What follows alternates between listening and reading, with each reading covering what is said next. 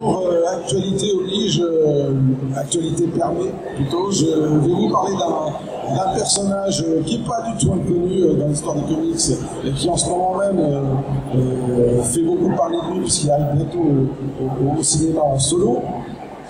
C'est-à-dire que l'image derrière, vous l'avez déjà dit, le Joker, l'un des ennemis principaux, si ce n'est l'ennemi principal, voire le reflet maléfique de Batman, qui est à l'affiche d'un film que peut-être certains d'entre vous ont déjà vu, puisqu'il y a eu les avant-premières, j'ai vu des gens qui font une tête.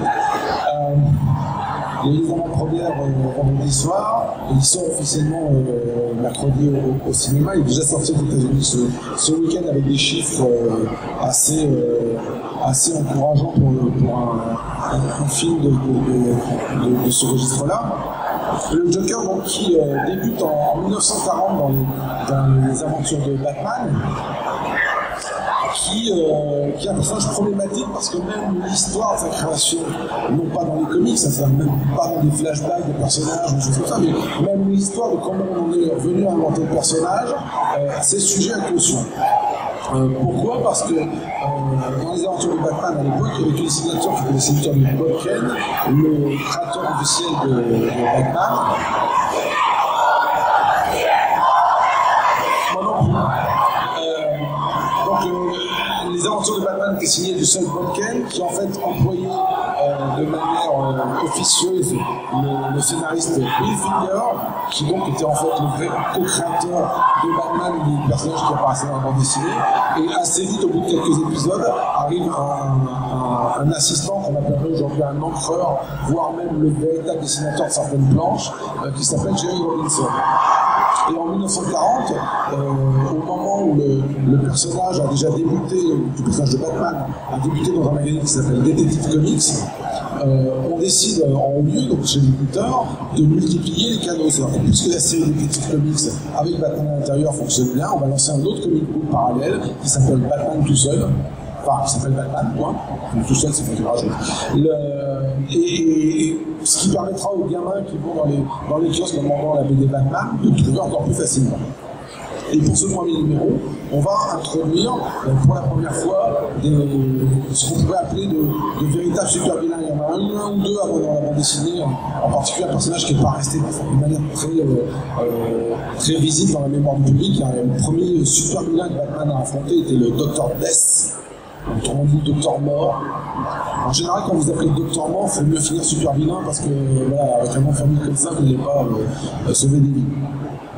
Et le Docteur Mort, il peut servir un petit peu de prototype du Joker parce que c'est un type qui empoisonne ses victimes. C'est déjà une sorte de super serial killer sans tout le côté clownesque. Le personnage du Joker donc apparaît dans Batman numéro 1 et on n'a pas formellement l'identité du créateur. C'est-à-dire qu'on sait que de toute façon c'est pas Bob Kane, parce que Bob Kane à ce moment-là dans ces épisodes-là faisait plus grand-chose en dehors de mettre son nom. Il y a deux théories qui s'affrontent. Une théorie qui dit que Bill Finger a voulu s'inspirer d'un modèle antérieur et a décidé de créer ce personnage. Et l'autre théorie, c'est celle de l'encreur de Jerry Robinson qui dit moi un soir, je suis rentré chez moi, je cherchais qu'est-ce qu'on pouvait trouver comme personnage pour affronter le Batman. J'ai cherché dans un jeu de cartes, je suis tombé sur le Joker, je me suis dit tiens, pourquoi pas ça? Bon, en même temps, le type qui rentre chez lui, qui cherche dans un jeu de cartes, on va pas trouver 36 personnages exploitables dans un jeu de cartes, c'était soit le Joker, soit le valet de cœur, ça n'aurait pas fonctionné les masses. Donc l'histoire de Robinson est un peu particulière. Moi je pense que c'est sans doute plus une création collective et que les deux explications se superposent. On va voir ça ensemble. Voilà déjà une des premières mentions du Joker en 1940 dans Batman numéro 1, avec la police qui se retrouve confrontée à ce tueur et ce voleur, surtout en série, qui laisse sa carte de visite, donc assez logiquement une carte de Joker. ce qui ressemble à peu près à la manière de Jerry Robinson de raconter l'origine du héros, mais il y a d'autres arguments qui vont un petit peu nous permettre de donner corps à l'autre théorie. Ce personnage-là va évoluer assez rapidement, il va évoluer d'autant plus rapidement qu'à l'origine il n'était pas censé durer. Le premier numéro de Batman numéro 1, de la série Batman, pardon, contient 2 aventures du Joker affronte Batman, et la fin de la deuxième, donc celle qui qui vraiment ferme le numéro, il meurt. En effet, les auteurs avaient prévu que ce personnage-là n'ait pas duré. Et c'est l'éditeur qui, en voyant la conclusion finale, où le personnage est tué, en lisant les planches qui sont prêtes à partir chez l'imprimeur, mais vous êtes si, ce personnage-là, il a une valeur, il ne faut pas le sacrifier. Donc, on a rajouté la dernière case de la BD. En fait, c'était un petit pavé de texte qui disait rendez-vous dans 30 jours pour retrouver les aventures de Batman. On a enlevé cette case-là, on l'a remplacée par une scène de grande ambulance. L'infirmier dit « Oh, lui il n'est pas mort, son corps va encore, il respire », et on a sauvé le Joker comme ça. Et ce qui a rendu la vie de Gotham beaucoup plus difficile pendant des générations. Mais en tout cas, c'est sur un malentendu et sur une intervention de dernière minute de l'éditeur qu'on a sauvé le personnage. Il faut comprendre que dans les années 40, à ce moment-là, c'est pas du tout le personnage rigolard, sympathique, avec plein de gadgets sympathiques. On se comprend, c'est pas du tout le Deadpool, si vous voulez, c'est pas le clown tueur mais qui a des gags. C'est vraiment un tueur en série, grimaçant. C'est très proche de ce qu'a fait Christopher Nolan avec Heath Ledger dans ses films. C'est un type qui est sinistre, qui est d'autant plus sinistre qu'il a mis en clown. Donc c'est l'incarnation même d'une peur qu'on appelle la chlorophobie, donc la phobie des clowns. Et ce personnage va revenir attaquer Batman puisqu'il a survécu à son première apparition plusieurs fois dans les années 40. À un moment d'ailleurs, c'était pas très courant que les super-vilains reviennent affronter Batman. Même Catwoman n'y a apparu que je crois qu'une douzaine de fois dans la première décennie d'existence de Batman. Donc les super-vilains n'étaient pas si récurrents que ça. Le Joker, d'office, c'est une autre paire de manches. Pourquoi ? Parce que finalement, c'est vraiment quelque chose qui renvoie bien l'alchimie de Batman. Batman est un type sympathique, en tout cas qui veut faire le bien, qui s'habille en chauve-souris et qui sort les lignes déguisées en manière limite pour terrifier les gangsters. Bon, c'est pas non plus ce qu'il y a dans la vie. Mais c'est quelqu'un qui s'habille de manière sinistre pour faire le bien. Et le Joker, c'est le contraire. C'est un type sinistre qui se déguise en clown et qui fait des choses affreuses sous ce maquillage-là. Et fondamentalement, on a donc quelque part le yin et le yang. On a un type qui, en apparence, est rigolard mais est terrifiant, et l'inverse. Si Batman n'est pas vraiment rigolard, mais on aura compris. L'origine du Joker va se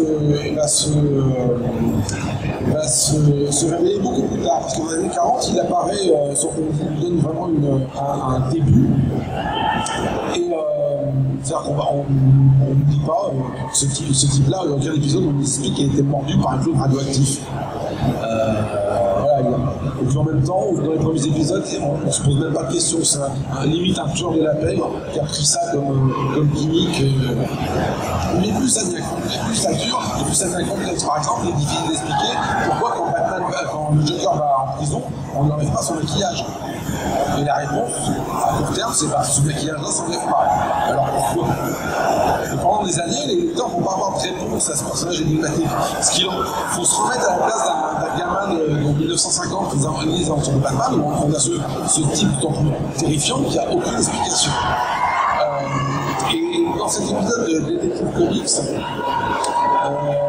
qui a pour titre L'homme derrière la cagoule rouge, cet épisode commence en apparence avec aucun rapport avec le Joker. On apprend qu'un jour, Batman, dans une de ses premières missions, a pourchassé un leader de gang dans une usine chimique, et que ce leader de gang qui cachait son visage sous la cagoule rouge est tombé dans une cuve. Et c'est cette cuve, c'est de cette cuve que les lecteurs le découvrent à la fin du récit, c'est de cette cuve que surgit le gangster métamorphosé par les produits chimiques. Et c'est donc Batman qui indirectement a créé le Joker parce que les produits chimiques ont transformé ce mystérieux Red Hood en Joker. Ça permet de donner une origine, une raison de pourquoi il y a ce visage déformé qui apparaît là, pas déformé mais transformé qui apparaît de la sorte. Mais en même temps, ça permet de garder tout son mystère au personnage. Cette idée que avant c'était un gangster qui a été transformé par un bain chimique, ça ne nous éclaire pas plus sur qui était le type, le visage sur le cagoule rouge avant de devenir le Joker. Alors, si on remonte vraiment à la constitution du personnage, et c'est là qu'on va en revenir à ce que je vous disais tout à l'heure sur les différentes versions, Bill Finger, lui, s'est inspiré beaucoup d'un film muet des années 20 qui s'appelle L'homme qui rit et qui est adapté du roman de Victor Hugo, et dans lequel l'acteur Conrad Veidt joue ce personnage de Hugo qui a été défiguré à la base et qui a un rictus parce que des bandits l'ont défiguré enfant. Là aussi, on est dans une sorte de continuum qui annonce le Joker de Christopher Nolan, puisque dans Nolan, on retrouve un Joker qui n'est pas simplement les cheveux verts et la peau blanche, mais qui est aussi défiguré.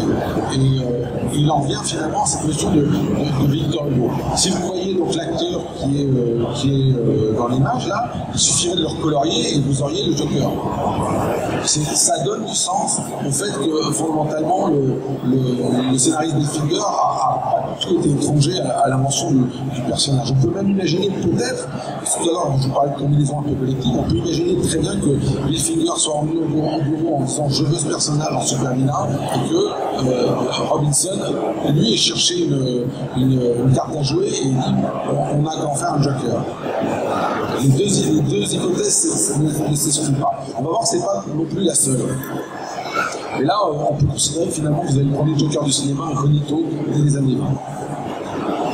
Il y a pourtant un autre Joker que tout le monde oublie de manière assez opportune, c'est que Bill Finger était un grand lecteur de romans. Or, en 1926 paraît ce roman qui s'appelle Le Joker de Edgar Wallace. Alors Edgar Wallace, c'est un type qui est assez connu, pas tellement par son nom, mais parce qu'il a fait, parce que c'est lui qui a écrit King Kong. On met ça sur le CV, ça vous pose un peu. Et il a écrit cette histoire d'un tueur de la peine qui laisse comme carte de visite une carte de Joker. Et là, parce que jusque-là, on pourrait dire que c'est une simple homonymie, mais quand on lit le roman, il ne s'agit pas d'un type qui a un visage blanc avec les cheveux verts, mais les méthodes du personnage, sa manière de narguer ses victimes ou ses adversaires, tout ça nous renvoie un petit peu au Joker, quitte à retomber sur la scène que je vous montrais tout à l'heure. Cette scène-là, finalement, vient du Joker de Edgar Wallace. Or, on sait que Bill Finger était un grand lecteur de pulp. Les premiers épisodes de Batman, par exemple, sont pratiquement mot pour mot pris sur des romans de Shadow, un autre personnage littéraire. Le commissaire Gordon, à la base, est piqué de notre roman. Le commissaire Gordon est un personnage de roman qui existait avant. C'est une sorte de privé joke que Bill Finger a dessiné les aventures de Batman. Et donc, que Batman soit un petit peu dérivé des romans pulp, que le commissaire Gordon soit dérivé des romans pulp, et qu'enfin le Joker lui aussi réussit cet univers-là, ça colle assez avec la manière de faire de Bill Finger. Le Joker va s'installer au fil des années dans une sorte de prospérité, c'est-à-dire qu'on va le voir souvent, et puis non seulement on va le voir souvent, mais il va falloir multiplier un petit peu les recettes comme ça, il va influer sur beaucoup de personnages. C'est pas un secret que le personnage de Double Face, de Two Face, suivant le nom, la traduction, la langue sur laquelle vous pratiquez, le visage, des fois sur les vieilles traductions. Fondamentalement, c'est jamais qu'un Joker qui est défiguré sur la moitié du visage. C'est une manière aussi d'utiliser la même recette. Défiguré d'ailleurs par un jet de produits chimiques, donc on est un petit peu dans ce truc-là. Et puis il y a une vraie prospérité parce qu'à un moment dans les années 50, les auteurs se mettent à imaginer ce que sera l'avenir de Batman, et dans l'avenir de Batman, eh ben, il y a toute une série d'épisodes où on voit Batman 2. Et Batman 2, c'est ce personnage que vous voyez avec moi, avec un 2 en chiffre romain sur la poitrine, je ne sais pas si vous voyez bien avec l'image, qui en fait est Robin adulte. Et le fils biologique de Bruce Wayne, qui est le petit Robin brun, vous voyez derrière. Donc c'est un monde du futur où Robin est adulte, Bruce Wayne est trop vieux pour être Batman, et le fils de Bruce Wayne est devenu le nouveau Robin. Puis bien entendu, le Joker est trop vieux pour se battre lui aussi, donc c'est le fils du Joker qui prend la rêve, et on a quelques épisodes, on a 2 ou 3 épisodes comme ça, avec le fiston et donc le vieux Joker qui encourage le jeune à suivre la voie de la famille et des choses comme ça. L'histoire ne dit pas qui est la maman du Joker, mais voilà, c'est des idées assez oubliées mais qui ont quelque chose de comique parce qu'on imagine mal quand même le Joker en peur de famille, demandant à un gamin de prendre la relève de la société du fond familial. On a aussi une fille.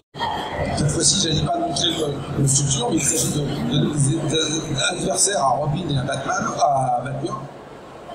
Et donc surgit de nulle part une jeune femme qui s'appelle la fille du Joker, que vous voyez sur cette couverture de Batman Family, et en fait qui porte essentiellement le même costume que le Joker, si ce n'est que c'est une femme de cheveux courts. Et pendant quelques épisodes, Robin, donc Dick Grayson, va affronter cette mystérieuse fille du Joker en se demandant qui elle est. Et puis on va se rendre compte qu'en fin de compte, elle n'est pas aussi méchante que son père, et que finalement c'est une manière de tester un petit peu ses méthodes et de montrer à Robin qu'elle était douée parce qu'elle aimerait devenir super-héroïne. Et au fil des épisodes, on va découvrir que c'est pas du tout la fille du Joker. Elle a pris ce costume-là pour attirer l'attention, mais c'est la fille de Two-Face. C'était trop simple, sinon. Ce qui fait que de fil en aiguille, on va retrouver ce personnage membre des Teen Titans, et vous l'avez peut-être perçu également, peut-être perçu dans certaines adaptations des dessins animés des Teen Titans, où je crois qu'elle existe aussi. Elle prend à ce moment-là le nouveau nom de Harlequin. Harlequin en anglais, donc Harlequin, si on prononce comme ça nous amène déjà vers des choses qu'on peut imaginer. Ce personnage va apparaître des dizaines de fois dans les années 70 et puis finalement être escamoté à la faveur des réinventions du Titan dans les années début des années 80, donc passer sous silence après parce qu'elle pose un problème. C'est-à-dire que si elle est une fille du Joker, une fille de Two-Face ou une fille de Cumulé, ça veut dire qu'elle a au moins 20 ans, 25 ans, et ça veut dire que le personnage tel quel existe depuis 20 ans, ce qui pose un problème de chronologie par rapport à l'âge de Batman, directement. Quelque chose qui va beaucoup influer sur la perception du Joker, c'est bien entendu la série télé des années 60 de Batman. Alors, la série camp, c'est une sorte de ridicule assumé qui permet à la fois aux gamins de regarder au premier degré, aux parents de regarder au second degré en rigolant sous le cap de ces aventures. Il y a un petit air rococo au fil des ans, mais qui à l'époque était vraiment intergénérationnel. Il y a une véritable Batmania à la fin des années 60, et le Joker, bien entendu, il arrive en même temps que Batman à la télévision, avec cette particularité qu'il est joué par César Romero, et que si vous, je pense que ça se voit pas forcément sur l'image, mais César Romero, il est moustachu. Et pour honorer d'autres contrats ou des choses comme ça, il refuse de toucher à son image. Donc qu'est-ce qui va se passer pour jouer le Joker? Ils vont à chaque fois plâtrer le visage avec du maquillage. Et si vous allez sur Google Images ou un autre site de recherche là, si vous zoomez sur les photos d'époque, vous vous rendrez compte que en fait, il y a encore la moustache sous le maquillage. Le Joker est secrètement moustachu dans les aventures de Batman. Ce qui est assez comique parce que ça nous renvoie au Superman moustachu qu'il y avait eu dans Justice League, où ils ont été obligés de lui effacer ça de manière numérique et c'était pas entièrement convaincant. Et là, vous avez des dizaines d'épisodes de la série Batman où le Joker cache sa moustache sous du maquillage. Ce personnage-là, cette version du personnage-là va impacter la compréhension du Joker parce qu'à partir de ce moment-là, on va le trouver sympa. Il faut bien comprendre qu'on parle d'un type quand on prend vraiment le contexte des histoires, c'est jamais que Charles Manson avec un maquillage. C'est pas, vous ne voulez pas dans votre quartier, c'est pas. Et tandis que le Joker des années 60, c'est une sorte de. On joue au gendarme au voleur qui tue jamais quelqu'un, ou d'une manière un peu tellement grandiloquente que ça passe. Là, on rentre déjà un petit peu dans un style très Deadpool, dénué un peu de réalité, et ça va beaucoup impacter les choses. Ce qui fera d'ailleurs que des années plus tard, quand il y aura les films de Nolan, et qu'il y aura le retour de ce Joker très, très noir, les gens diront, mais. Ah ben non, ils ont fait un personnage pas sympathique, il n'est pas drôle. Et le Joker, c'est pas un personnage drôle, c'est un personnage qui fait des choses horribles tout en ricanant. C'est ça la nuance. Dans les années 70, le Joker va avoir sa propre série sur le titre Sourier ou des titres un peu fantaisistes, voire même la Black Kitty, je crois que j'ai une traduction littérale. Il s'agit à la base d'un projet que voulait le dessinateur Brian Bolland. Il voulait faire un album autour du Joker, et c'est vrai que le style du dessinateur qui est très détaillé soi-même pose complètement la pression du truc, et il demande à un scénariste qui s'appelle Alan Moore, qui est très coté déjà à l'époque, de lui créer une aventure où on révèle quelque chose sur le Joker. Et bon, il le fait plus par métier envers Bolland que par véritable envie de travailler sur le Joker, mais en fin de compte, il va apporter des touches assez particulières. Ce projet qui n'était pas censé être dans la continuité, qui montre un petit peu jusqu'où le Joker peut aller pour essayer de faire craquer Batman. Alors, en fin de compte, il arrive pas des choses tellement horribles à Batman, il arrive des choses horribles à Batgirl. C'est une autre conférence en soi. Au fil de cet album-là, Alan Moore va révéler des choses à travers des flashbacks sur qui était le Joker avant de devenir le Joker. Maintenant, ce sont des flashbacks d'un petit fou. Donc on ne sait pas fondamentalement si c'est vraiment ça dans le contexte. Alors est-ce que ce sont des choses qui sont vraiment passées, ou est-ce que c'est des choses que le Joker imagine? Et dans ces choses-là, il y a le fait que, vous pouvez voir les planches à côté, il y a le fait que le Joker était à la base un comédien sans sou, qui a été rendu qui a été mis sous pression parce que d'abord ça marchait pas en termes de boulot pour lui, donc il est pauvre, et puis arrive un moment où sa femme tombe enceinte. Et c'est à ce moment-là que commence un fil d'événements qui vont faire qu'il va perdre sa femme qui est enceinte, qui va se retrouver obligé d'intégrer le gang des Red Hood, mais qui est quelque part un peu contre sa volonté dans cette usine chimique où Batman poursuit en pensant que c'est un grand génie criminel, et qu'il se retrouve vraiment par accident dans cette usine, et qu'il est quand même poussé dans la cuve d'acide, et qu'il est définitivement transformé en méchant par Batman. Alors autant Todd Phillips dans les interviews se vend pour ne pas s'être inspiré des comics pour faire son film de Joker, autant au moins là-dessus, on peut dire que c'est un peu du pipeau parce que tout le registre, tout le ressort du fait que le Joker est un ancien comédien sans sou, qui perd peu à peu tout ce qu'il a et qui perd la boule, tout ça, ça vient de Batman de Tim Burton de Alan Moore et Brian Bolland.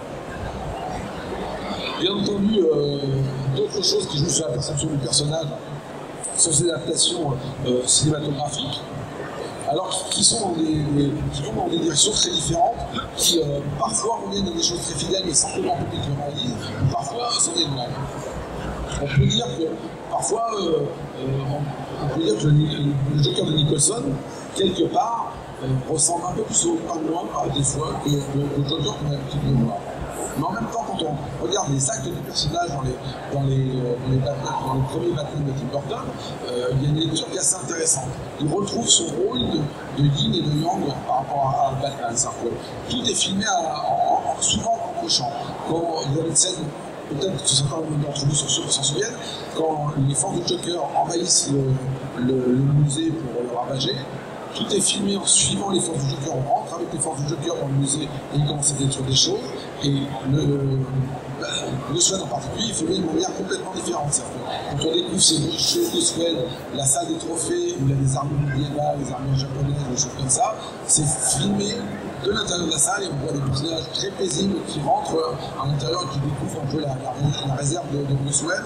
Et on découvre on comprend que donc, le Joker Nicholson est un destructeur de culture, là où Bruce Wayne est un conservateur de musée pour ainsi dire.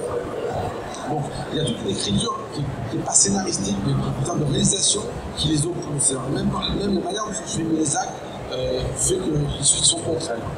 Alors, je vous l'ai déjà expliqué tout à l'heure un peu, le Joker de Nolan, c'est un retour aux origines, c'est vraiment un retour à la base du personnage, mais qui est peut-être maintenant pour une partie du public, parce qu'une partie du public n'est pas née avec cette version du personnage. Et c'est bien peut-être en pleine figure.